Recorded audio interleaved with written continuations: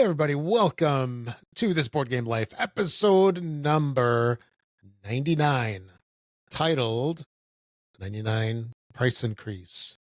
So is the episode number technically part of the title? I don't know. It's Price Increase, definitely. Episode 99. I am one of your fine rambling hosts. What? Because we would increase our episode number by 1 digit next time. Sure, there you go. Man, we got to redo this whole show. Got to start over. Yep. Got to save this for next time. I am one of your fine rambling hosts. Maybe the only rambling host. I don't know.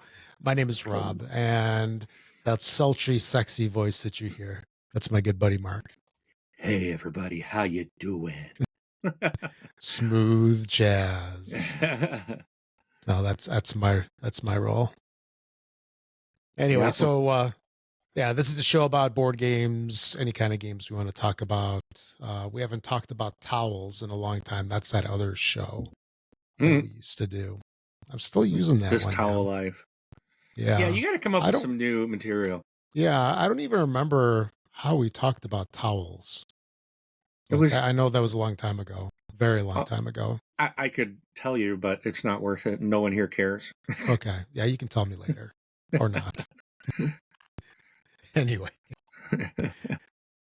So yeah, we're going to be talking about some price increases, and we kind of got to get used to that a little bit because hey, it's been happening lately. And before we get on to that and some other stuff as well, you might be wondering, where can you hear this Board Game Life? Well, that's a very good question that you didn't ask. You can find us on YouTube where we have our podcast. There's unboxings, all sorts of other content on there as well. And that is at This Board Game Life. That's the name of our channel. You can search for that directly, or, maybe you're watching an episode right now because we are on video. You can enjoy us both through your eyes and ears. It doesn't have to be just ears. I don't know if they would enjoy both of us by looking at us. Who knows? I don't know. Well, me, I'm beautiful, so yeah, you are eye candy. That's for sure. And if you do check out our stuff on YouTube, please like and subscribe. Or, on whatever platform you listen to, if it does have any kind of like button, definitely tap that thing, because usually that helps the algorithm show our content to more folks, and we can grow the community, and you can help other people find great content such as ours. Yeah, we I called this out in my video, which will be released tomorrow, June 29th. I didn't tell Rob this yet, but I made a request to hit the subscribe button on YouTube. It's free. It doesn't cost you anything, but it will certainly help us out. We are currently at 438 subscribers, and I promised that when we hit 500, Rob would start doing videos on the channel. Now you're going to pay the Chinese bots to get us up there? I won't. Yeah. I want legit subscribers. Yeah. Well, they can see my content from years ago. That doesn't count. They want new stuff. It's if you scroll all the way down to the bottom at the early stuff. I've got some stuff over there from my youths. We want. Like, I know you've been getting new games. Yeah. Unbox. Just do an unboxing. Right. You're so good at it. You're so much better than I am. So fact. We want some of that experience, not the newbie doing it. So please hit that subscribe button. Help us out to reach more people. Share this. Share our link with your channel with the families and friends and neighbors and your enemies and the tax collector. So you can join us in this board game life that we all live. Yes. How about that? We live in love. So anyway, with that being said, let's talk about some of the stuff that we've been playing lately. So we do have a little bit of overlap. Here, why don't you start? Go through your list, and then we'll just go over the stuff together that we played together. So I'll save those for the last. No, I'll just skip just go those. through your list. I'll go through mine and we'll so I played ISS Vanguard. So this is a big game. Yes. This is Awaken Realms. Yes, it is Awaken Realms. It's of course it's beautiful production. And this was one of their first, I don't say first ones, but it was this one came out a while ago and it was one of their earlier releases. Wasn't it? Yeah, it came out, I can look that up. A couple years ago. It is a biggie. Even the expansions came out in 2022. Yeah. And it is a space opera essentially. I mean, it is a cooperative game with up to 4 players, and this is a game that you want to play with 4 players. And it was something that after I had done what was another, I just had played something from these guys recently, and it kind of sparked my interest in some of the other stuff. So I picked up ISS Vanguard, and this is a game I've had my eye on for a long time, but it's expensive. It's Dragon Eclipse was one I had played recently from these guys, and I had a lot of fun just starting that one. That one's still going to be a long game, but ISS Vanguard is definitely something you are going to have to invest a lot of time into. You're going to want 3 other people if at all possible, because big table. You're going to need a good sized table. There's a lot happening, and it is story based. You're going to go down onto planets. You're going to confront creatures and battle and try to find stuff, and you're going to try to get all these different types of things. And basically, as you're going along, trying to upgrade your ship, upgrade your people, you find like all kinds of different research and things that you can do in this game. So it's basically split into 2, where you're kind of going down on a planet and doing exploration. And the second half is you're back on the ship and you're healing, you're doing research, you're improving your lander, you're improving the ship, you're all to be able to reach different planets and stuff. And it's a lot, and it's fun. And I did go through like the tutorial. I didn't care for it. It's a lot. I mean, the tutorial's like 4 hours long, and it takes a while. So, and if you're hearing airplanes in the background, there must be an air show going on, and they were buzzing my house today, which is weird because I'm in the country, but you might hear that every once in a while in the background. So, do you have like one of those big rings above your house?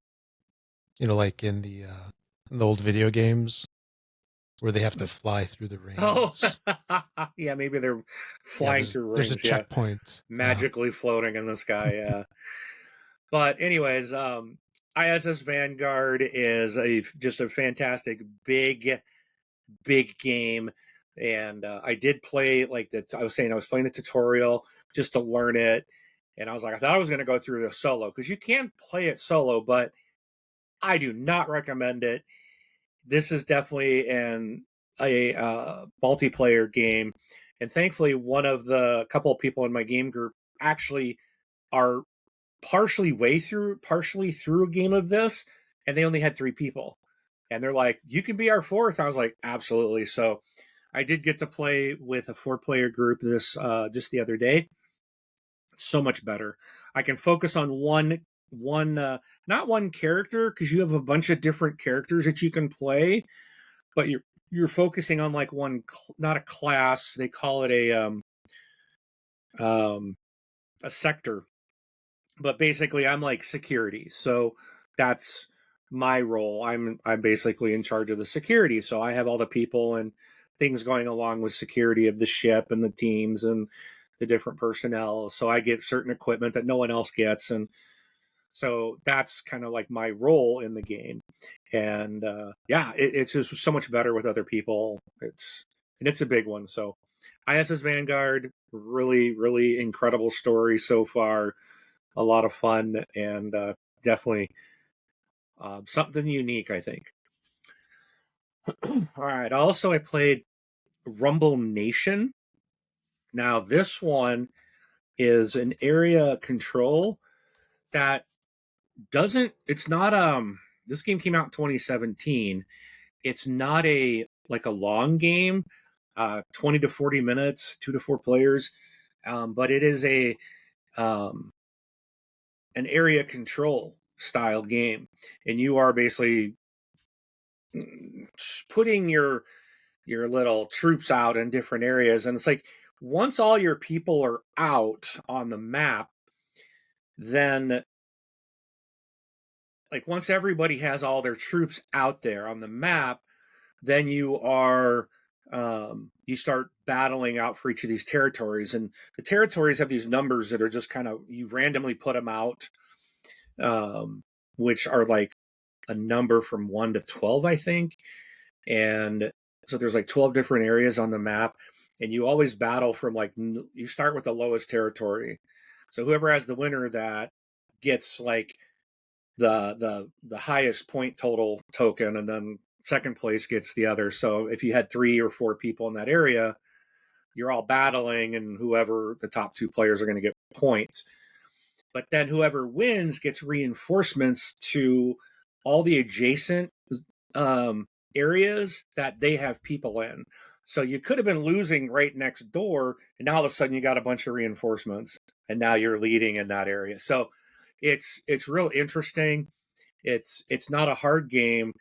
I would probably call this light to medium. I don't know what it's actually rated here. Oh yeah, it's a 1.82. So on BGG, but there is you got to try to think forward. And I remember one game I was like, okay, I'm good, and I was building up when I win this area, it's going to push people over. I'm going to get my reinforcements over here. But then someone else had won a different area, and they put a bunch over there, a bunch of their reinforcements in, and I didn't have enough. So I ended up losing that, and I was like, oh, it's like I didn't catch that one. I missed that one. So it's a quick little area control game. It's a lot of fun. So that's Rumble Nation. I know, Rob, you talked about this last time that you played Ruins. I also did get to play this one, and this is one of the kind of small box games from All Play that card crafting, yep, and card shedding. So I'm not sure how I feel about this one yet. We played, I think, 2 games of it. Yeah, we played 2 rounds of it. It didn't. I don't know why. This was the one I was out of the group of 4 that came in this crowdfunding that we did. This was the one I was looking forward to the most. And actually, after having played all 4 of those games, I think it's the one I like the least. Okay. And I'm not really sure why, but I like that you can upgrade the cards. I think that's a neat idea. And it's interesting because in a round, you will play at least 4 rounds, maybe 5 rounds of this game, and you can claim 2 cards. So when you're upgrading a card in the next round, all the cards get reshuffled and redealt. So something you upgraded could end up in someone else's hand, working against you in future rounds. So that's kind of interesting.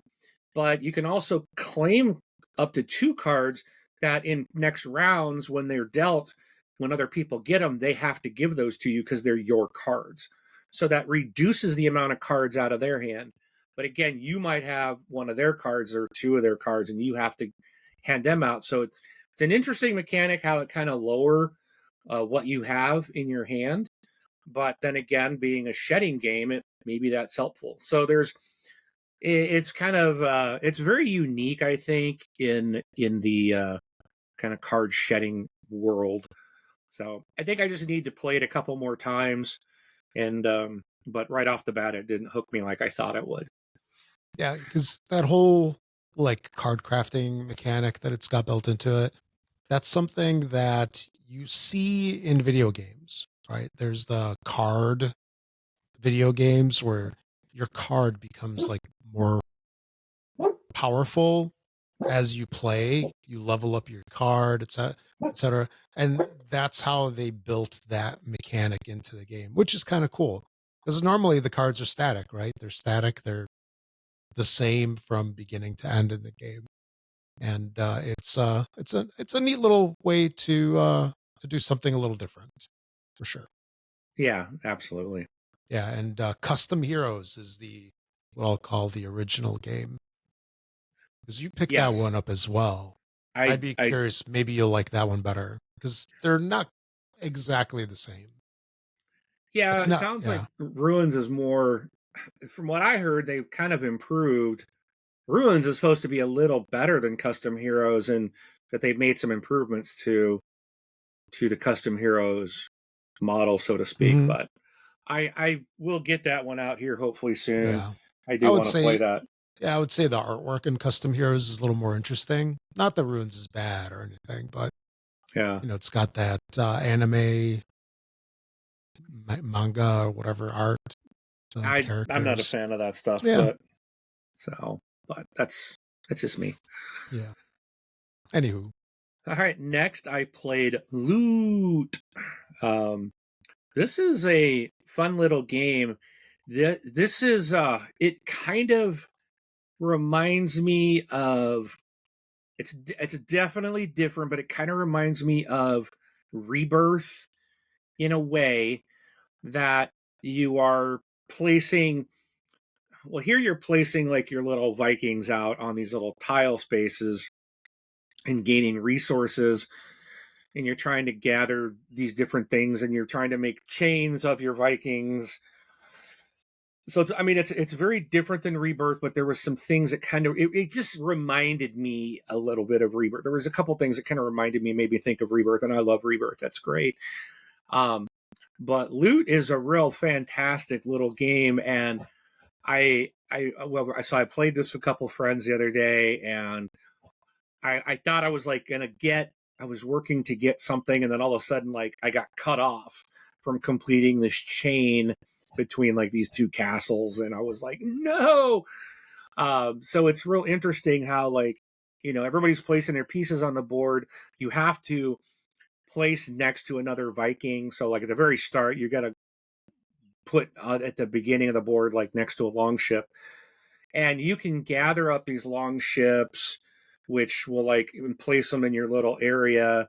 But then if you don't complete the requirements in your, so it's almost kind of think of like Rebirth meets Castle of Burgundy, because you're taking things off this, you're taking these resources and these tiles and putting them into like your little, I forgot what they call it. There's a name, but it's not a duchy, but it's that's the name. And yeah, you're kind of putting these things into your little village board, and so you're placing these tiles out, and then there's some of them to flip them over, like a long ship. If you take a long ship and put it in your village area, there are requirements of having certain tiles around it to be able to flip it over, and if you're unable to do that, then you're losing points at the end of the game for any of these long ships that are not flipped over.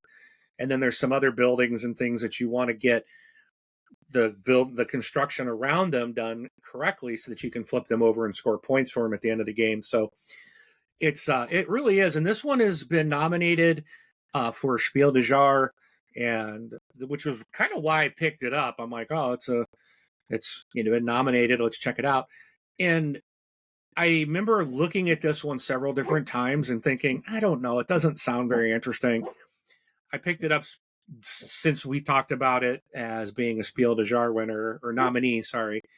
And I was like, all right, let me check it out. And it's fantastic. It really is a lot of fun. So that is Loot. All right. So the next game I played, going back to that all play group of 4 games that we crowdfunded that you and I did, is Money. And this is a reprint of a 1999 game from Reiner Knizia. And this is one I thought I probably wouldn't like. And, it turns out I think it's my favorite of the 4 games. Again, it's a real lightweight game. It's 30 minutes to play, 3 to 5 players, but it's basically a card game where you are, it is a card game. The cards have like different types of currency, like US, Canadian, all these different kind of countries, and they all have like the same denominations. There's like so many 20s, so many 30s, 40, 50, and a $60 denomination, right, of each type of currency. Right. So you're trying to basically kind of do a set collection, but there's stuff out on the table, and you are bidding basically with money from your hand that you are willing to get rid of in order to try to take stuff that's out in the quote in the market. Or so you want to, you might want to bid high because whoever bids the highest bid gets to go first. And but interestingly about this is, so once we all put our bids out, whoever has the highest bid can take from the market, or they can take their bid and replace it with someone else's bid. And now that's, that person will have to use that to take from the market, or it could be something they might want and they can just keep it and skip buying from the market. So it's pretty neat. I really did enjoy this. It's a very easy game to learn. And then there's this whole scoring mechanic of like, if you have 200 or more dollar value, I'll say dollar loosely, which, currency value, I should say. If your currency of the same currency equals 200 or more, you get to add up the face value of each of that type of currency, and that's how many points you get. If you are at 100 to 199 in value, then you lose 100 points off the total value of that currency. So it's almost like you want to make sure that you're trying to get 200 or above, which is going to be really hard to do. You're basically going to have to be the only one that has that currency. But if you can't get to 200, you better be having close to that, because you're going to lose 100 points on that currency. So you don't want to have like $50 worth, because now you're minus 50, points. So, and then there's, if you have less than 100, like you get nothing. So it doesn't matter how much you have. And then there's like gold and silver, which I think, if I recall, it's face value. But then there's also like, if you have, there's 320s and 330s in each currency. So if you have, and then the same with the golds and the silvers, like if you have 3 of a kind of any of the same currencies, then there's like $100 point bonus.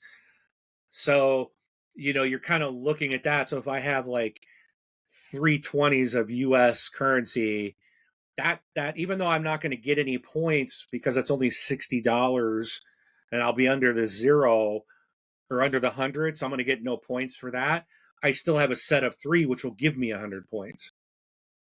So there's a lot of different kind of ways to try to figure out what you want to get. And it's interesting, like when you got a hand of cards, sometimes you might have to get rid of something that you want, because everybody has to bid on every turn. You can't skip bidding. So you have to bid something. So it's really fun. This is money. Again, this is the new reprint of the Reiner Knizia game that originally came out, I think, in 1999. I said. Yeah, that's about right. So yeah, it's a classic game. It's a lot of fun. I really enjoy it. We can say that it's basically stood the test of time, right? The past 25 years. It's a solid game. So, all right. And for me, it's, I don't know. There's something about money, the game, that I don't know. I've always been resistant. I've never gotten a copy of this game. This, entire 15, 20 years that I've been in the board gaming hobby. And I've been very resistant to it. And if it wasn't for this Kickstarter having all 4 games together, I probably still wouldn't have had it. And it's out of the 4, it's the one that's still sitting unopened. I don't know why. I'm really looking forward to it. And so I took all these games over to game night one night. I'm like, I want to bust through all. We didn't play Ruins this night, but we played these other 3. And this is the one that like one of my buddies, Nick, was like, man, he really liked this. He's like, I got to get a copy of this. So, and like, he's got a young son, and he's like, yeah, I think my son would even like this, and it's something he could pick up. So, yeah, it's not hard. None of these little games that we're talking about from All Play are hard, and they're all 30-minute roughly. They're all about 30-minute. I think one of them goes to maybe 45, but they're quick, lightweight games, but they're actually a lot of fun. I don't pass them up or miss them just because they're light games. They're actually fun. Mm-hmm. All right, my next one is I finally got to play Castle Combo. This again, I played this the same day we played some of these others I was talking about, because it's a 10 to 25 minute game, another lightweight 2 to 5 player game. And but this one is I liked this as well. This is you are making a tableau of, I think it's 9 cards, and you are picking from either the village or the castle row, and there's rules to like where this messenger moves back and forth to where you can take cards, and you can get like abilities that'll let you move it, or like there's these keys you could get that allow you to move it, so you can select from a different row if you want. But you got to pay for the cards you're buying in the marketplace in the row that you're allowed to buy from, and put it into your 3x3 tableau. And then of course there's each of those will have different abilities or benefits, and so you're trying to some things are like have these shields in this row or this column, and so you're trying to maximize the points that you're getting based on the abilities and the cards that you're buying. So it was a lot of fun. I know it was did it win last year? It's recommended this year for the 2025 Spiel des Jahres recommended. I don't think it was nominated. It was in the recommended section. Yeah, but it did win. Well, it was a nominee for the Swiss Gamer Awards last year, and it was a Golden Geek Light Game of the Year winner last year as well. So definitely worth checking out. Again, great little light game. Played some more Jamaica, the race around the great island of Jamaica as pirates. That's a lot of fun. I also, for the very first time, finally got to play the classic, the amazing, the Great Western Trail. Ooh. And wow, what an amazing game. I absolutely loved this game. This was so much fun. And I'm holding it up. Oh, sorry. This is the original. Yeah, you got the OG, I got the second edition. So, but what a fantastic game! I get all the hype around this. This is one I'm like, again, So you like driving cattle? Driving cattle to the town. Yep. It's awesome. What a fun game. And this, I will say this game presented some issues for me, not in the way you might think.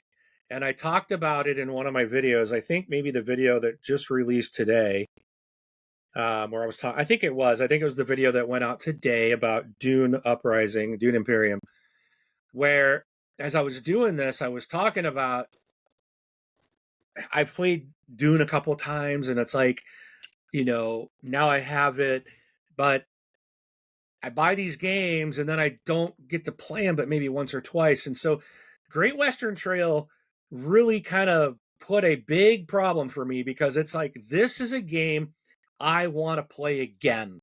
And this is something I think I would like to play many times. Like, this is something I want to play regularly. Oh, wow. And it made me think about, I want to play Castles of Burgundy regularly. I'd like to play Dune Imperium regularly. I would like to play so many different games that how many times, Rob, do we buy something, we play it once, maybe twice, then it sits on the shelf and we never get to it again, because we bought so many more new games that we feel we need to play. Well, yeah, and part of the problem is, having like this show and doing content for a YouTube channel, right? There is a compelling need to get the new hotness out to the table. It's like more and more. I got to play new. I got to play new. I got to talk about it, and it keeps you from replaying stuff and giving the games the love that they need. Yeah, like Plunder, A Pirate's Life, and what's that one behind me? Skyrise, or Fromage, or Deep Rock Galactic, or Zombicide. Just Wonderland's War, Bomb Busters, like all these games that I want to play. Orleans, like I want to play them, and then I want to dive into some of these. I bought expansions, but I never get to dive into the expansions because I play the game once, and then when I come back to it, if I get to, it's like, well, we don't remember how to play, so we're just playing the base game. And it's like Great Western Trail has really kind of shined a light in my eyes of what is it I want out of this hobby. And maybe that's something we should have as a topic someday, but this game has made me kind of step back and go, you had an epiphany. I think I need to stop buying so many games, and I need to focus on playing the games that I really, really, really enjoy. And so yes, this is how good Great Western Trail was, that it's made me reconsider my buying, my acquisition disease. No, that presents an interesting idea, right? Or concept or consideration. And one thing that I used to have way back when we would play games is I had the compulsion, of course, to play the new stuff. And it's like, hey, I've got these 2 new games, got to get them to the table tonight. Let's play. But we also had, as part of like the group, we had a thing of we also play an old game. You know what I mean? So it's like you play something old. So, there's the initial, hey, let's play something quick like Flip 7 or whatever, right? Play something quick to kind of get you into the gaming mindset, etc. Then you play something old that everybody knows how to play. That could be, Great Western Trail. And then you play something new. They don't all have to be new. Right. Sure would be nice if they were, though. No, but the thing is like when with like Great Western Trail or Castles of Burgundy or some of these games that are Money, for look at Money's been out for 26 years and you and I just are playing it. Like wow, like Great Western Trail's got a couple of standalone expansions. It's got the new El Paso, which is a lighter version, which I don't know if I'll ever play now because I'm like, I love the original. There's Argentina, I think there's New Zealand, and there's some expansion there's an expansion to the first game. And it's like it is so good and so much fun that it's gonna kill me. And it's really made me look around going, I played that game once. I spent, I don't know what, hundreds of dollars on this Castles of Burgundy special edition, and I have played it one time. And I love the game. I need to get, so that's the thing. I'm like, I need to stop buying and just start bringing these games that I absolutely love and want to play more than once or twice, start bringing those to game night. Yeah. So Alexander Pfister and the team that made Great Western Trail, thank you for that. You might have just changed. You might have reduced. You're going to reduce my video content on the channel, but you're going to greatly, I think, increase my love of this hobby by playing games I love more than once. All right, I got a couple more. So yesterday I got to play two new games that I'd never played before, but this was someone else's games. Played Cyclades, the Legendary Edition. Nice. Another classic. That tell you what, this game was fun. I had no idea what it was. this was very interesting. And Didn't even know how to pronounce it. I was doing so good. Cyclades. Oh, don't Cyclades, you know that. No, it's Cyclades. Cyclades. He's just giving me crap for my Dune lack of Dune knowledge and how to pronounce things. So if you go out and watch my 2 Dune Rise videos, of 9. One drop today, one drops tomorrow. You'll I go in there and say, "Don't hate me." I can't say the names, but Cyclades is this.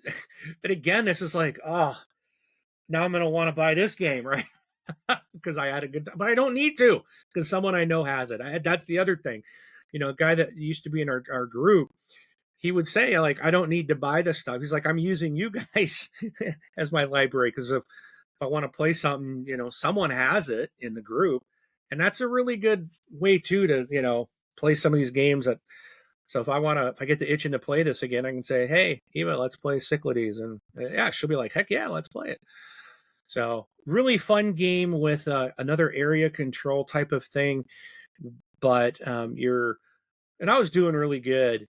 And all of a sudden she had some hero that allowed her to move a whole bunch of troops, multiple spaces across the board. And she planted them right in my city or my area that I had two metropolises, and she fought me to the death, and I lost both of them. But she didn't win the game, so Nick came through and won the game and took those 2 back.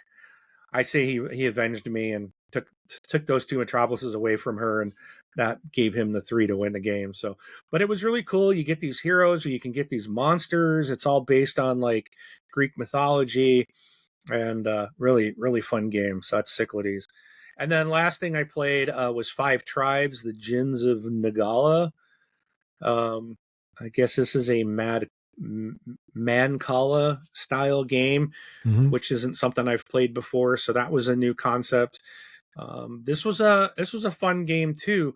I didn't think I was doing very well, but I like the fact that because of the different ways to score, what kept me in the game was I wasn't getting my camels out on the board, but I was getting set collections, and that's what actually kept me in competition. So kept me competitive in the game. So again, that's another one of those games where there's kind of multiple ways to score, and that was interesting. I liked it. 5 Tribes. It was a fun game. So I have 2 more games that I played, but Rob also played these. So yep. I'm going to turn the time over to you, Rob. Oh, why you got to be like that? I make you talk too. All right. Sounds good. So the first one, let's start with Vegas Strip. So this is the one game that I wasn't quite sure about because I generally don't like Las Vegas games, like gambling related games too much, even though I have Las Vegas from Aaliyah and I have, there's another one called Vegas, Lords of Vegas. That's it. And I like both of those. So anyway. And you got the Welcome to the new the Welcome to Vegas game? I think so. Probably. I got a couple of those. I don't even remember which ones I have anymore. I don't have a problem. But hi, my name is Rob, and I do not have a problem. I do not have a problem. Actually, see, Rob attends Board Gamers Anonymous. He still buys games. He just uses a different name. Yes. I have a long laundry list of names for that. On a quick side note, I saw this one ad. So there's this company, I guess they've got a Kickstarter for something, and then they have these, like, I wouldn't call them shelves, but they're these things to stack games into. So they sit on the floor, and then you slide the games like vertically into these little not cubbies, but anyway, it's like a tower. Yeah, like a tower. Yeah, I saw that. I've seen that ad. Yeah. And this guy goes, yeah, and I've got these. Like, they sent them to me. I've got a lot of games. I might say I have a problem or something. And I'm like, dude, that's like amateur hour. I'm way far gone here. Yeah. with how many games I've got. Your stack of like 30 games is nothing. Yeah, it's But like, come talk to me when you have an entire room that you can't even walk in because it's stacked from the floor to the ceiling with games. exactly. And that's not an exaggeration. I've seen the room, people. Yeah. Rob does have a problem. But yeah, so this is an interesting game, and there's something interesting about this all play release. I don't know if it's just this one. I don't remember it so much on the previous all play games. But man, I have a hard time reading that rule book. I mean, even when I have my glasses on, I just can't see that stuff. It's so tiny. It is very tiny. I was struggling too. You know, it's much better when you pull it up as a PDF on your 24, 30-inch monitor or whatever. There you go. I can't read it. Much more readable. But and the other thing too, and this is probably, I'm sure, a me problem, but for some reason the flow of the rule books is a little odd for me, and I just have like a hard time setting the games up. Like I'm looking at these. I'm looking at the rules and the component picture and stuff like that, and what they're doing with these games. I mean, it's a nice use of space. They're like these trifold, fourfold, wide strips of paper, right? That they fold over. So it's a nice, efficient use of space. Fits in the box really nice. But yeah, I just struggle with trying to figure out like which cards are what in some of these games. But so we went to play Vegas Strip, and then while I was going through the setup of it, kind of ran into like a showstopper thing, and I don't know how to handle this one quite yet, because there are these tiles that they call number tiles within the game, and everywhere in the manual, online, on the websites, it says that there should be 8 tiles per player. So 6 players, 6 times 8, 48 ish. I think that's, my math is good on that, maybe, hopefully. Yeah, so it's 48, but I got 42. So instead of 8 tiles per player, I got 7. So I've got the upgrade kit. So as part of the Kickstarter, you have the regular cardboard tiles, and then you have these little acrylic cube tiles. And so I was like trying to figure out, I'm like, what am I missing? And then I found out that there's a 2 missing of each suit, because there's 6 different suits, I guess is the proper way to say it. And then in the cardboard tiles, it's the same thing. There's a 2 missing in each one. So I had cardboard tiles with, 7 of each instead of 8 of each. And then the upgraded tiles were 7 of each as well. And so that was really confusing. I looked on the Kickstarter. There wasn't anything, like any comments in there, people asking about it. And I was thinking earlier today, I should have read the updates from All Play. Maybe at some point they said something like, hey, we switched from 8 to 7. And I'll probably look tonight, see if I can find something on there. But yeah, on the website, it also says there should be 48, 8 per. It even calls out there should be 3 2s, 2 4s, 1 5, 1 6, 1 7. And I got 2 2s, 2 4s, 5 6 7. And then, Mark, you confirmed that you have the same thing, right? Correct. Yeah. So you also have 7 per. And per the rules, that really doesn't affect anything as long as you are 4 or more players. So the rule book, I think the rule book says 8 per player, right? Mm-hmm. I just looked up, and even one of the images I was looking at on BGG shows 3 number 2s for the same player. Yeah. But I just pulled up the PDF, and it says 7 tiles per player. You need 42 number tiles. Okay, so at some point they changed that then, because I pulled up the PDF off of their website and it had 8. Oh, this is off of Is it off BGG or this is something? off BGG. It shows 42 number tiles. It's version 1. Version 13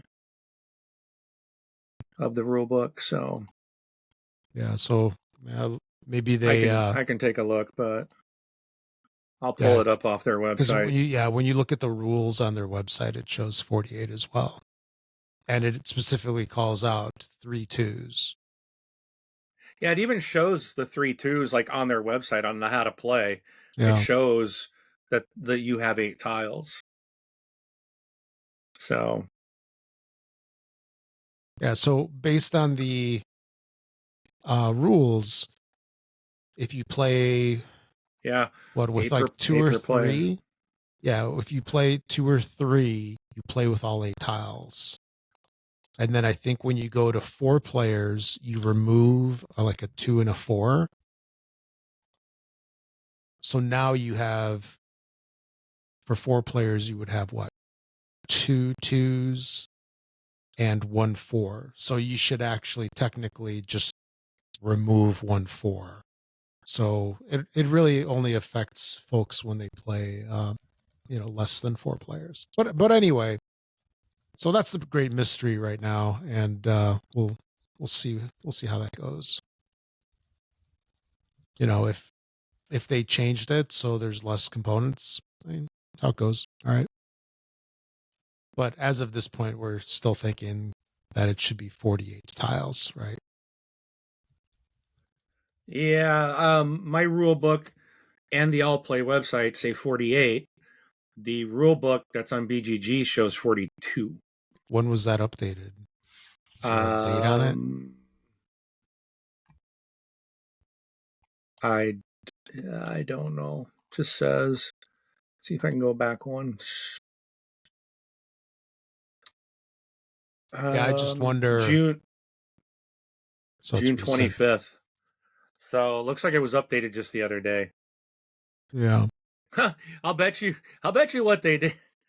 I'm just gonna, not trying to make All Play mad at me again, but I'm wondering, because all their stuff shows 3 number 2s, like several images on their website that a player has 3 of them. I wonder if they realized they missed one and they're just updating the rules and say, no, there's only 2, just to avoid sending everybody the pieces. Yeah, who knows? Anyway, how did you enjoy Vegas Strip? I enjoyed the game. It was interesting. Trying to figure out what other people are going to do and how to bid your chips, and yeah, I thought it was fun. I liked it. Yeah, it's a nice quick game. That's for sure. And then here we go. I lost my my show notes here. And then the other one is Oddland. So the cool thing about Oddland is one of my more favorite games from forever ago is Hanging Gardens. That's when you came out by me, last year? I think it was. Yeah. That's one of the games that we played. Do you remember Hanging Gardens? It's the one where you had the cards, with the 6 regions on each. Yeah, and then when we played this the other day, that's what I said. It reminds me of Hanging Gardens. Oh, absolutely. So, yeah. I don't know if let me look it up. I wonder if on BGG, if it shows it re-implements Hanging Gardens.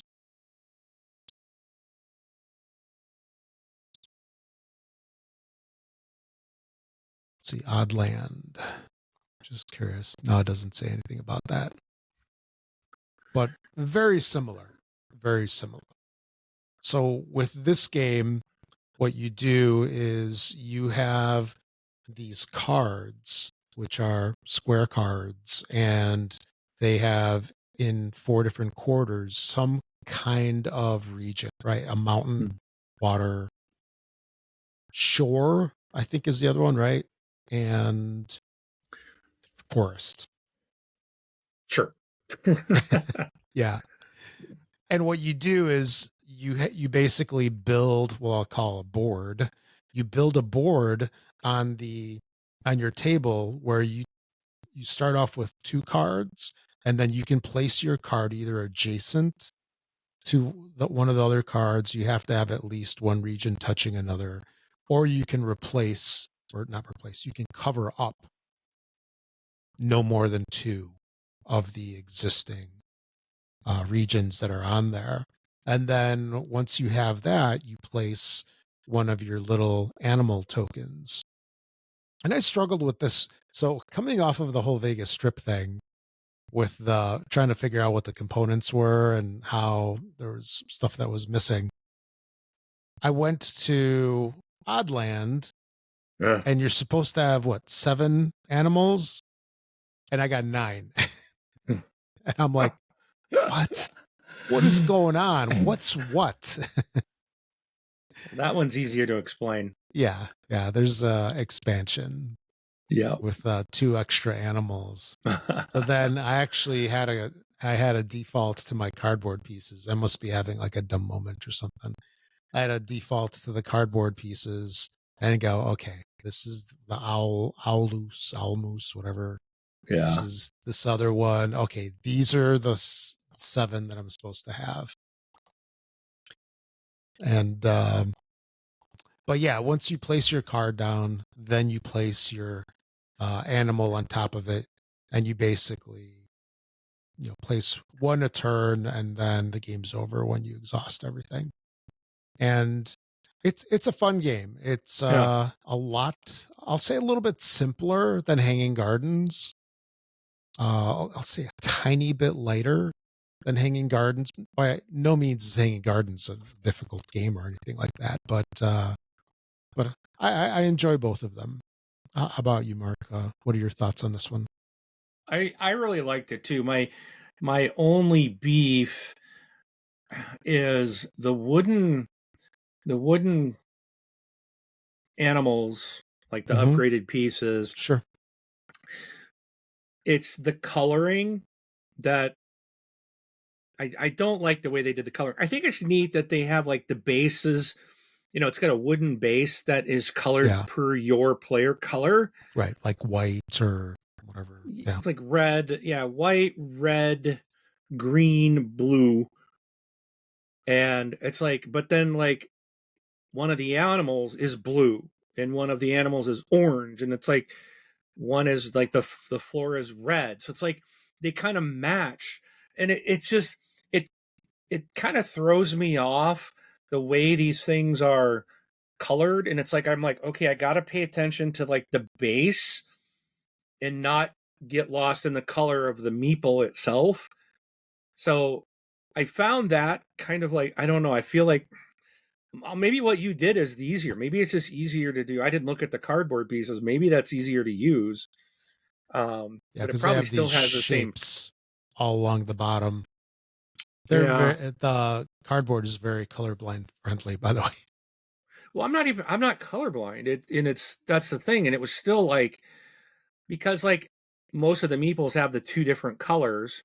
Mm-hmm. Like one's blue on top and red on the bottom. The other one's blue on the bottom and red on the top. And it's just like, it's like you really got to focus on the base. And it's like, well, I'm the blue player, but you look at, a lot of the tokens, like every player is going to have a blue token out there.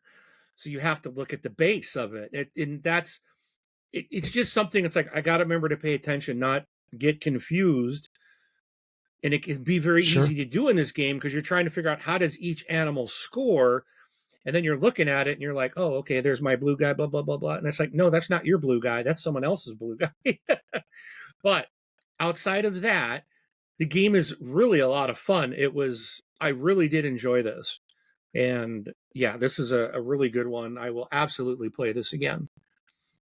And a quick note for both the Vegas Strip and the Oddland is on BGG. some folks have some really cool 3D printable inserts that they've devised. In particular, I saw in the forum section of BGG, probably in the files as well, the insert that they have for the Vegas Strip is really cool. It organizes everything really nice, and there are these trays that you can take out of the little box, and makes me wish I had a 3D printer. So, I know someone who has one. He just printed me a Great Western Trails insert. oh wow, And I'm like, I'm paying him to print stuff, but I know like Bamboo Labs has got a deal. It's got a sale going on right now. Yeah, they're selling some stuff. Tempters. So free gifts and up to 40% off printers right now for their 3rd anniversary. You know, back in the day, it used to be really cool to make foam inserts. So I got all the tools, the knives, the mats. I even got this big contraption to make like long cuts. And I'm like, man, that stuff is so much more work than 3D printing. Although 3D printing can be a lot of work, a lot of repeating, like, oh my gosh, failed print, try it again. But anyway. So yeah, that was the 2 games that we overlapped with. I think that's about it for the games, right? Yeah, that's it. No. All right. So let's move on with the shoe. So if you're wondering, how can you contact us? That's a good question. I was just wondering that, Rob. I've got the answer. So you can contact us at contact@thisboardgamelife. So you can send us an email, go to our website. You can leave us a voicemail on there. There's a contact form on there as well that you can fill out. Also, feel free to comment on our YouTube posts, right? There's a commenting section for each video and such. And then also on BGG, we have a guild, and we post all of the content up there as well. So you can comment on each and every one of those if you like. I had someone from New Zealand ask me a question on a video I posted for Pocket Air War. And I had done a video, and they just got their copy, and they were asking me a question. Like, it was a component thing. They're like, supposed to have 70 airplane dashboards. I only got 69. Can you confirm that you got 70? So I popped my box open and counted my dashboards and responded back. Said, yep, I have 70. So I don't know which one he's missing, but yeah, I mean, preferably you reach us on our YouTube channel. I will definitely be notified about that a lot easier, but yeah. If you're pinging a video, one of our linked videos on BGG, should be able to get notified of it like this one and reply back to you. Yeah, you can subscribe to each of those, and then you see changes and stuff. I think it automatically did because I posted the video. It might, yeah. Because I've never subscribed to my own videos on, but I think because I posted it and someone commented it gave me a notification. So yeah. Okay. All right, let's get rolling with the news. So this first thing, I'm sure you already know about this one. Yeah. Yeah, Direwolf. Take my money. Yes. Direwolf Digital revealed Clank Catacombs Underworld. So this is coming out in Q4 of 2025. So Q4, I would assume, is actually Q4, not Q4 of, let's say, some technical companies, which is like in June. I'm thinking, right? Mm-hmm.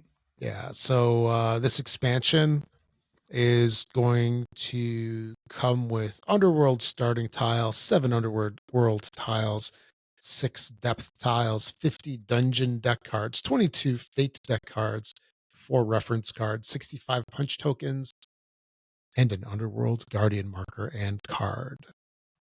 Look for this to be coming out. I don't think there's a price. price on this, but it supports 2 to 4 players, 13 and up, plays in 45 to 90 minutes. And this sends players into the underworlds to find untold riches. It adds unique items from the underworld markets as well as mysterious fate cards to help players enhance their score. Players can also visit an underground lake to reshape their decks at an underground lake, or recruit an imp assistant to learn even more from secret tomes. So I'm sure you've known about this one for a while, right? Yeah, but they say it's on pre-order, and I don't believe that's true, because I signed up to get notified of it. Yeah. And even when I go to their webpage, I'm looking at it right now, there's a link, there's a news article, but when you click, they got, I can't get to their news article.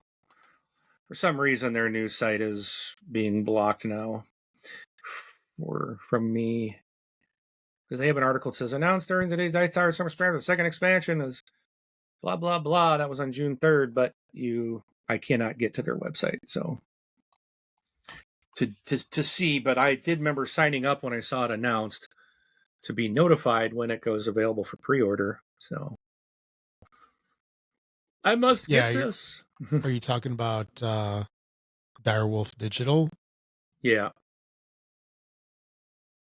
Yeah, I see Clink Catacombs on there.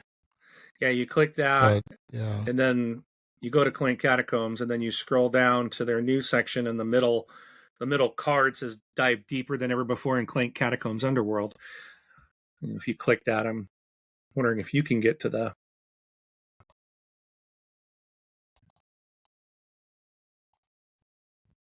Let's see.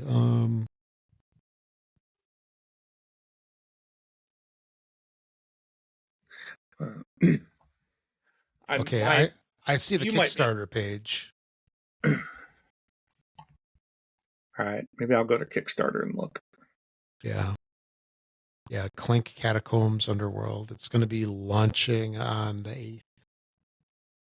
Yeah, July, right? Yeah, July 8th. Yeah, so it's not up yet. Yeah,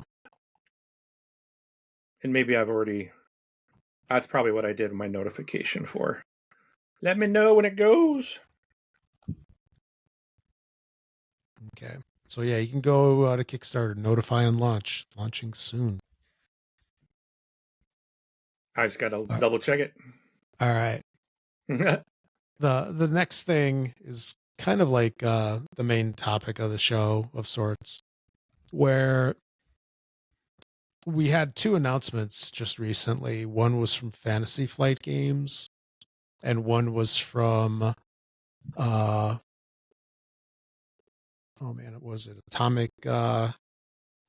Mass was the other one. They're going to be increasing their game prices. Specifically, Atomic Mass is going to be bumping their prices July 1st by 15%. So specifically, Atomic Mass games will increase their prices approximately 15% due to rising import costs. The new pricing will appear on pre-orders starting July 1st, 2025, followed by a price adjustment for previously released items that will go into effect July 15th. Fantasy Flight Games, which is a subsidiary of Asmodee. And it's interesting that it's only them doing it and not greater Asmodee. But Fantasy Flight Games is going to increase the pricing approximately 15% on their living card game series and board games. Let's see, what do they have on here? So they're increasing prices in 2025. They cited rising production and import costs. that they say are beyond their control.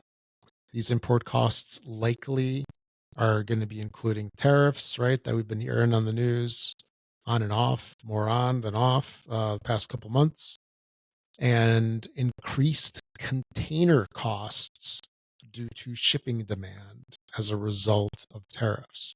This is something interesting. I have heard this where it's really affecting shipping as well because, the dudes that have the big boats that do the intermodal containers, right? They are charging different prices now, increased prices.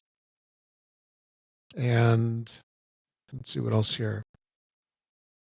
The price increases are going to be levied on their living card games and board games sold in the United States and are going into effect July 15th, 2 weeks prior to Gen Con. All right.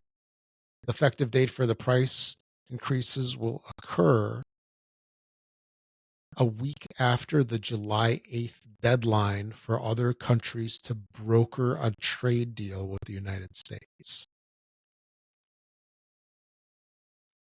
So, does that mean that if there's a brokerage date of July 8th, does that mean that maybe stuff's going to change? How do you interpret that?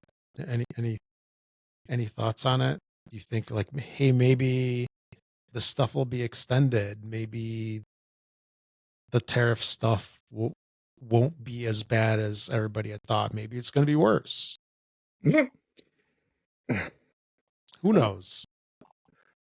I understand. I heard just the other day we signed some kind of agreement with China, so I think that the stuff's going to probably stay as it is.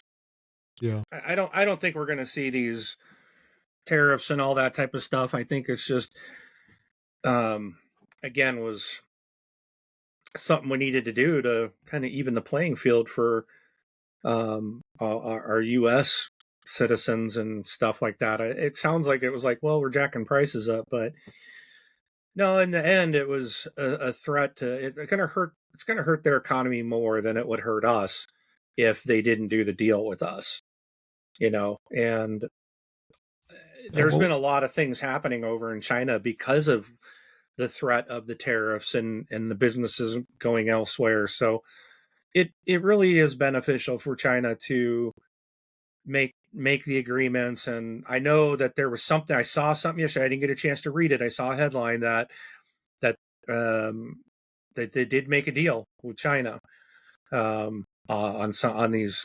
these things. So I think the prices are the increases are not going to have to happen.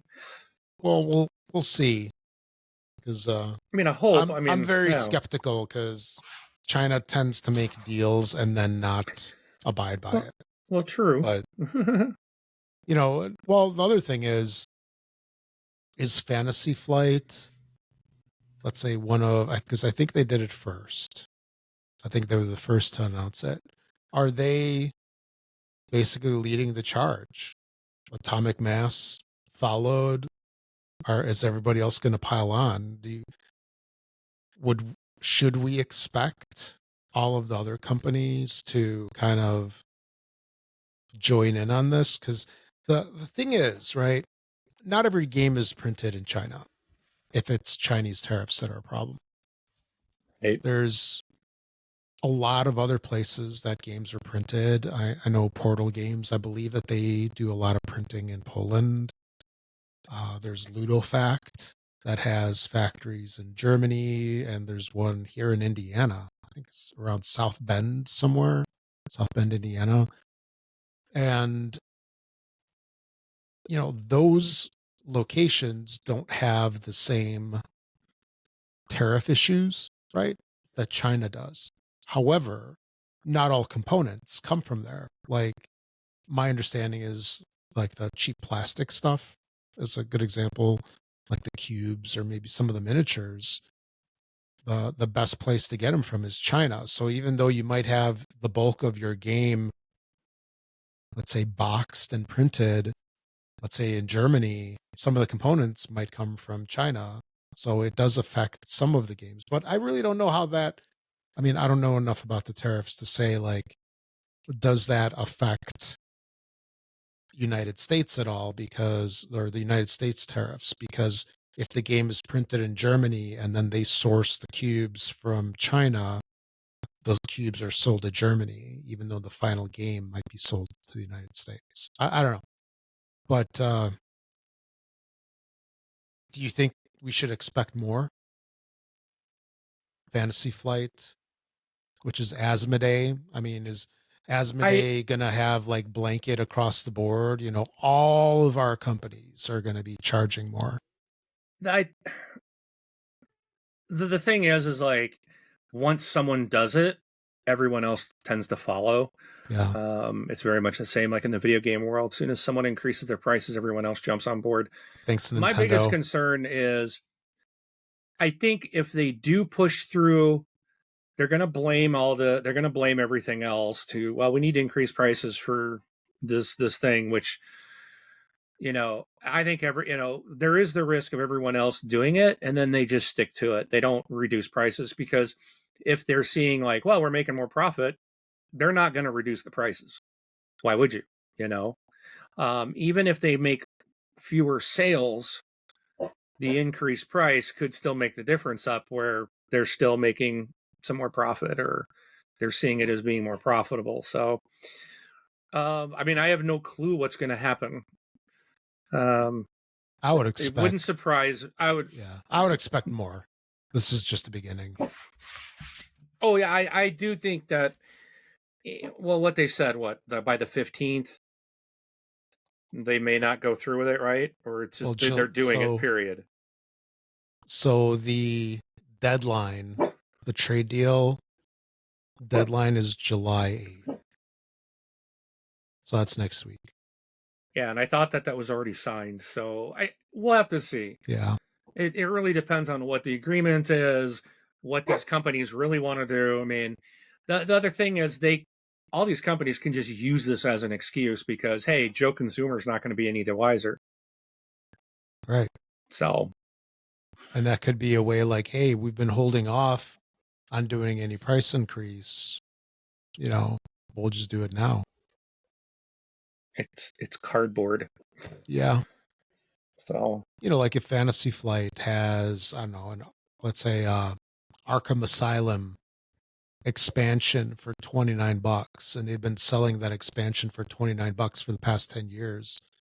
This is their opportunity to sell it for 33. Yeah.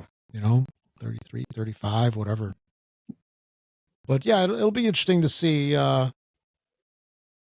It'll be interesting to see what happens with this, right? Because I would expect in July, a lot of folks are going to be piling onto this. And like I said, I'm really surprised that Fantasy Flight, owned by Asmodee, isn't just one of many of Asmodee's companies that are doing this.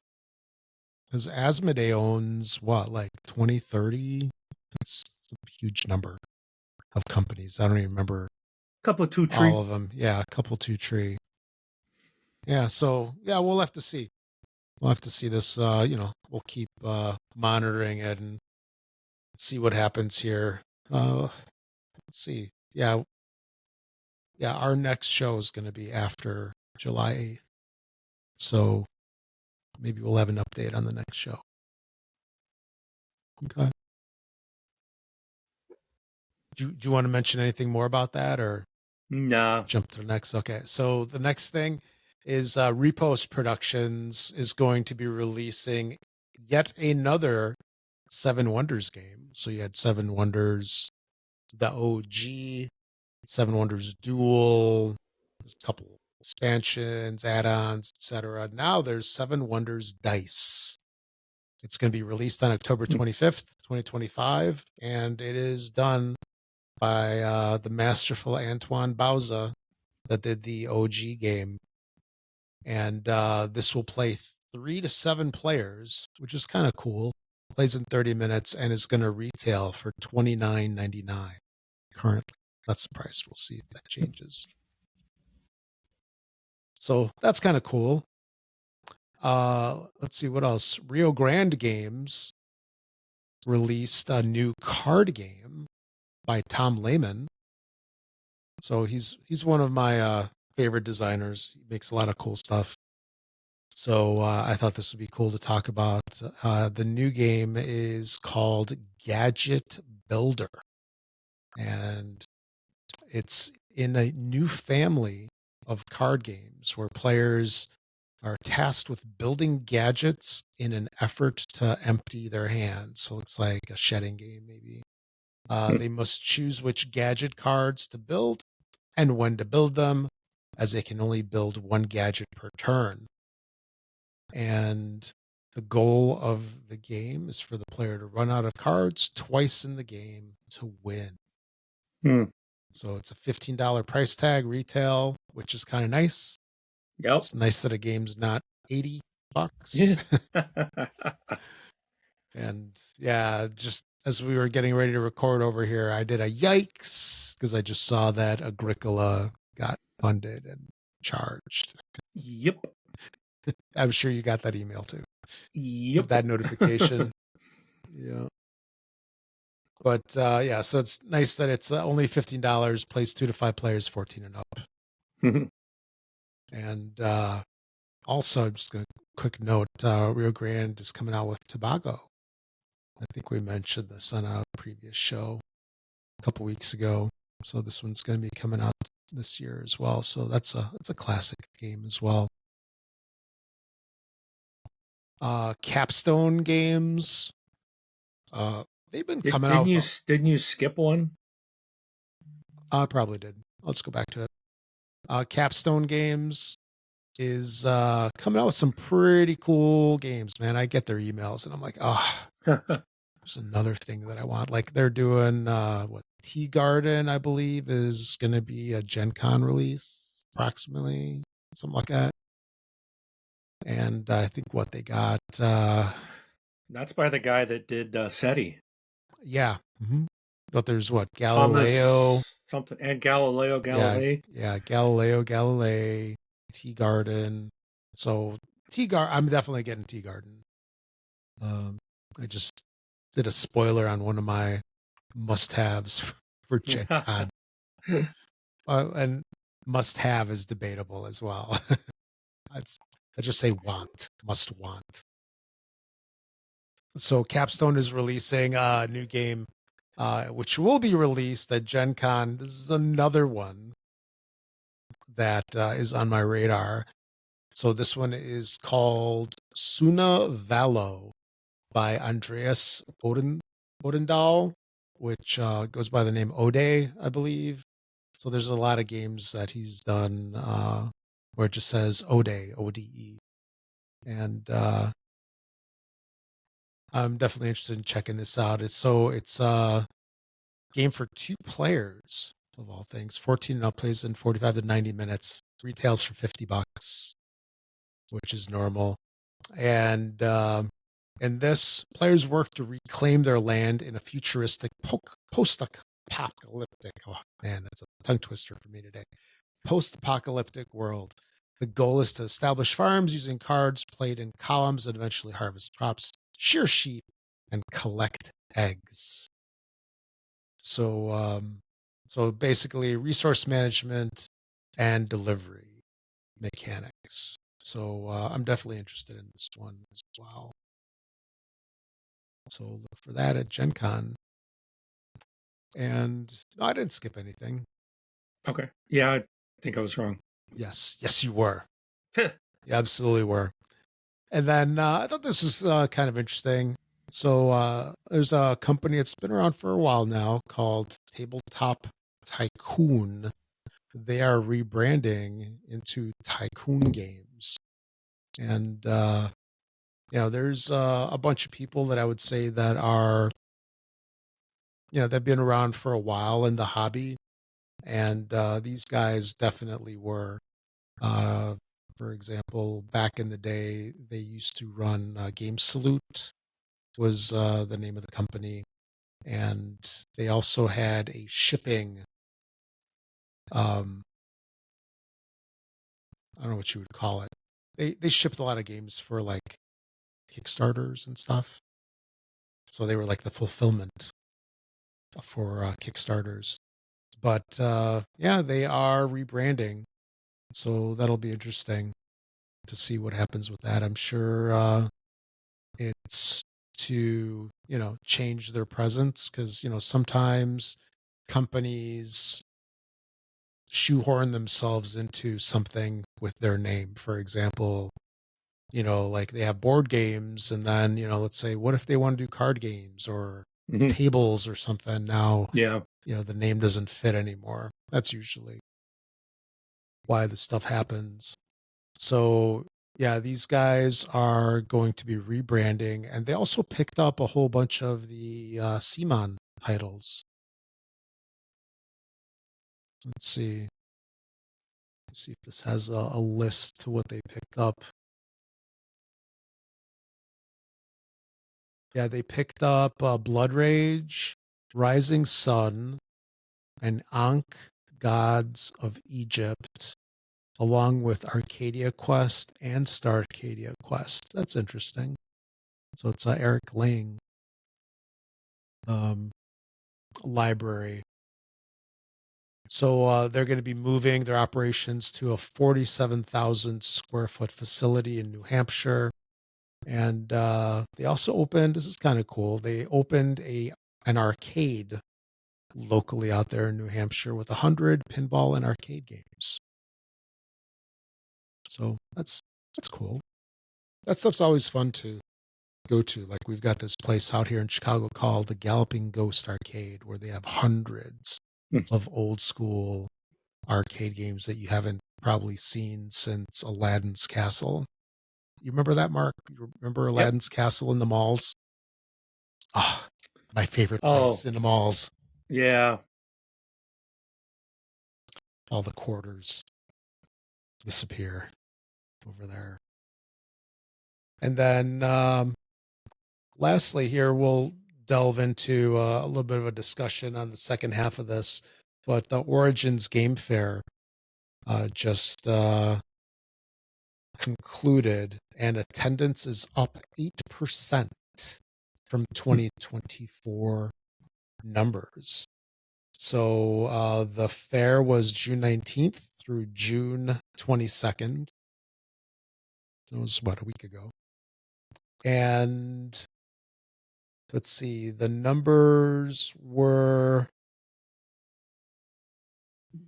19,171. So that's pretty good.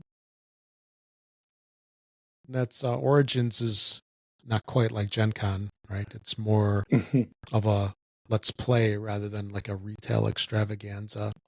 So it's nice to see the hobby growing, right? Yep. Well, we would like to think that it's the hobby growing. It just could be people from the hobby that decided to actually get out of the house or something like that. And there are a couple other stats on it that they released. The number of scheduled events rose to 7,810, up 27%. There were 410 exhibitors at this year's show, which, I mean, I've never been to Origins, but I didn't think that they had that many. Or at least there weren't this many.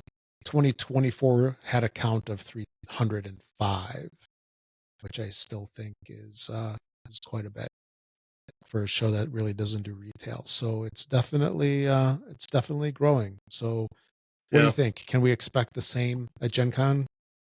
I would expect Gen Con to break records again this year. I wonder if it's going to sell out. Kind of sucks. It's so many people. I was watching the Dice Tower. They were doing some videos from Origins, and I was like, what it must be nice to walk around with so much space. Like it wasn't jam packed. Like, Gen Con is so many people that it's just like, I mean, yeah. 33 days till Gen Con. Just saying. Oh, still waiting for my, supposedly my badges are on their way. Gen Con goodness. Badges. You do need your stinking badges. I do. Yes. And then, so lastly, the Origins Awards. Yes. Are a thing, and the winners have been revealed. So let's go through the winners and check some of these out, because there's some things in these lists that make us go sometimes. Things that are surprises, and then like Gen Con, we talk, not Gen Con, the SDJ Awards, we talk about like, hey, what are going to be the winners? What are we going to have this year? And then you see something come out of left field. Like, I was certain Moon Colony Bloodbath would be on there, but no, it wasn't. It wasn't even like a nominated one. But anyway, let's go through this. Uh-oh. What? Oh, this could be bad. What's that? Supposedly the post office tried to deliver my Gen Con badges back on Monday. Badges. And they're saying no access to delivery location. This is a bunch of crap. They're like, well, we'll redeliver on the next delivery day. I have not seen these. It's been a week. Yeah. Well, I'm going to have to contact my post office. I thought like the stream stopped or something. I was like, oh I my could God. care less about that. I want my badges, my stinking badges. Oh, man. That's I was wondering why. Like, I know they shipped them. Like, why am I not getting my stuff? Okay, anyways, I'm going to have to go call the post office Monday. I want my stuff. All right. So here, let's kind of go through this list over here. So I've got a list that's different than the one I put in the show notes. So the awards. So apparently, here's the first one. Apparently, there was a sustainability award, and that was won by Endeavor Deep Sea.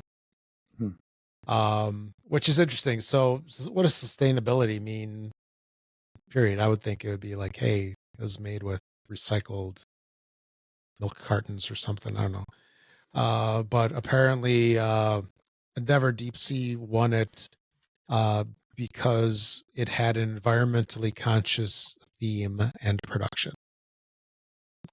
All right. There is a Hall of Fame, and the class of 2025 inductees are as follows. Susan McKinley Ross. I could see that. She made Quirkle. You've played that game, right? Yep. Yeah. And so that's a SDJ award winner from 15 years ago. And so yeah, she got put in there. So she was the first solo woman to receive the prestigious SDJ award. Stefan Feld. So never heard of him. Yeah.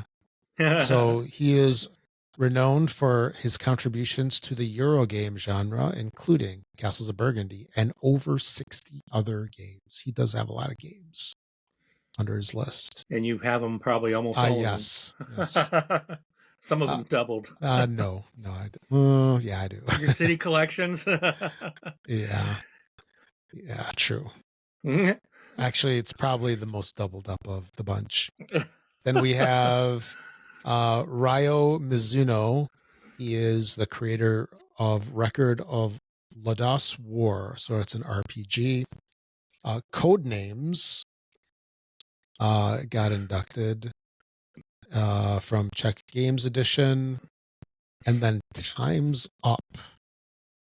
It's a charade style party game from R&R Games.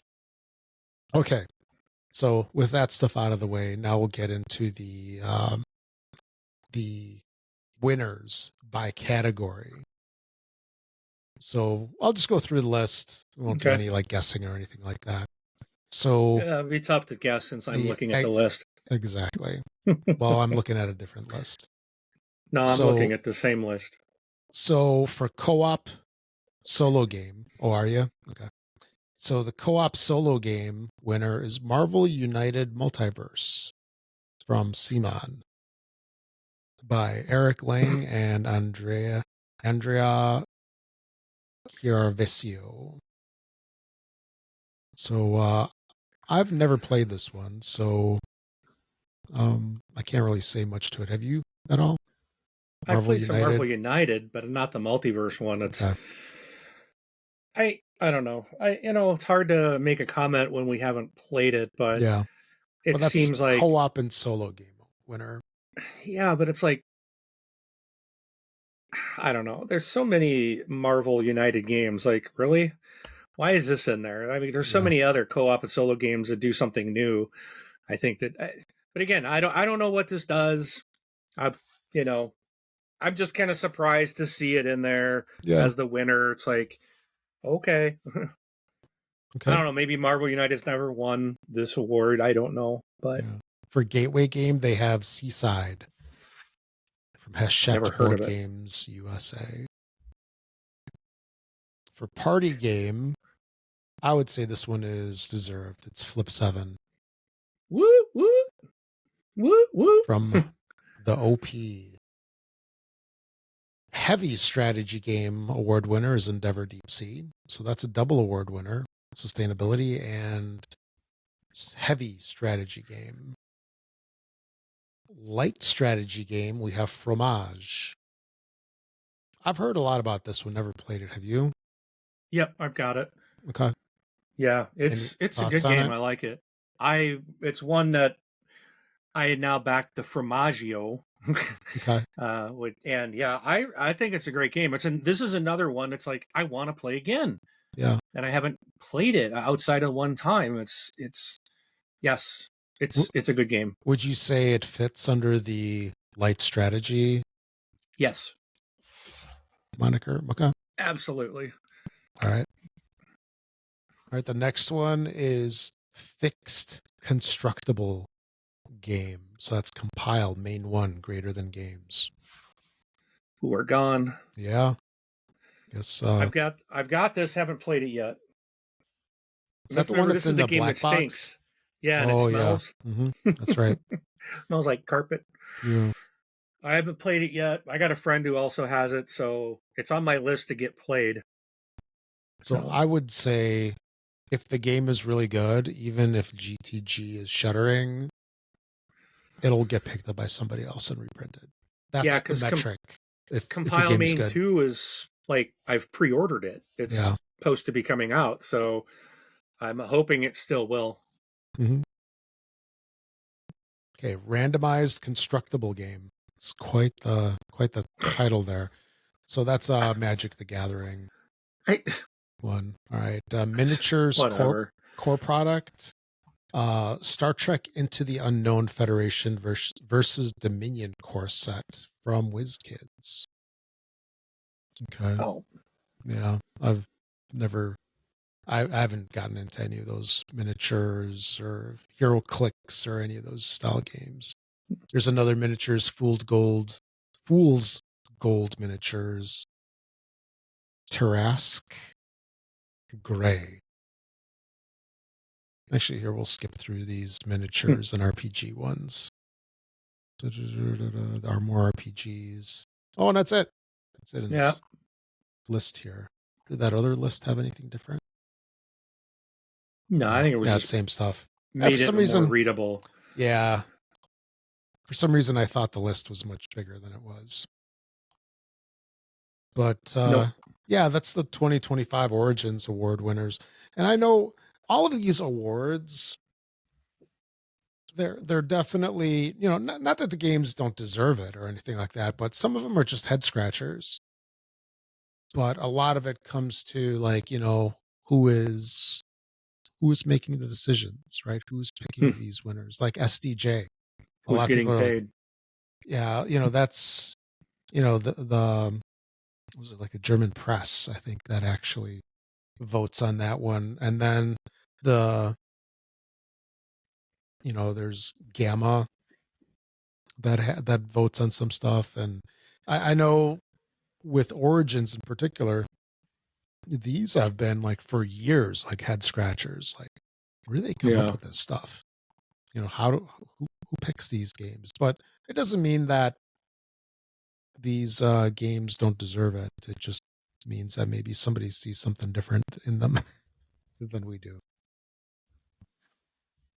Yeah, I've never heard of Seaside. Yeah, like let me see. Let me look it up real quick. So let's see. It's a. Oh, I gotta go full screen. Oh, it's a really small box. Yep. Features only wood. Oh, I did see. I saw a video on this. It's like, yeah, all these tokens are in a bag, and you are pulling one token out at a time. Yep. So it's just 1.2 weight. I mean, you 20-minute game, ages 8 and up. What was the category it won? Yeah, I was just gonna say, what that one win? Gateway game. Okay, well that makes sense. Yeah. Ages 8 and up, then. Yeah. I mean, yeah, it's getting younger audiences started, so. Yeah, so I would say like a bunch of these are probably fitting, right? Party game Flip 7. Yep. You know, Endeavor Deep Sea. Oh, I've heard good stuff about that one. You like? I don't necessarily agree with the Marvel United or the Magic the Gathering. Yeah. Like randomized constructible games, like that's like a CCG though. That's. But it's like, what about like others that have come out? Like, you know, to throw it back to Magic all the time. I don't know. It just seems. Well, you want to see Pokemon or Yu-Gi-Oh or something in this list? Star Wars Unlimited or Keyforge, or I don't know if there's a million other Keyforge constructible card games that, you know, when I see something like Magic the Gathering, I'm like, really? Like, yeah, I may be legit. I don't play this stuff. That's not my thing. But, you know, again, the two that I see that I'm like, really, is Magic and Marvel United. It's like, okay, how many can you make and you're still getting awards? It's like, I almost feel like it's like, ooh, Marvel United, let's just give it to them because it's Marvel United. Like, oh, it's Magic, they got to get an award. Like, they've got a bajillion of them, you know? Yep. So it just makes me question it, but no, I'm no expert. They didn't ask me. We didn't vote. Maybe we did not vote. So anyway, all right, yeah. So that was the list. Interesting list, and you know, some of them make sense, others don't. But I think that's typical. And yeah, we'll see what the next stuff holds. So I believe that's it for episode 99. Do you have anything else that you wanted to bring up before we close it out? I'm good. Awesome. Sounds good. All right. So I am Rob. Hi, Rob. Yeah. After 900 episodes, you'd think that I'd have this nailed down. Note to self, do a good outro. Figure it out finally. But I'm Rob. Thanks for listening, everybody. Catch you all in the next one. Episode 100. Woo! I'm Mark. We'll see you at the table.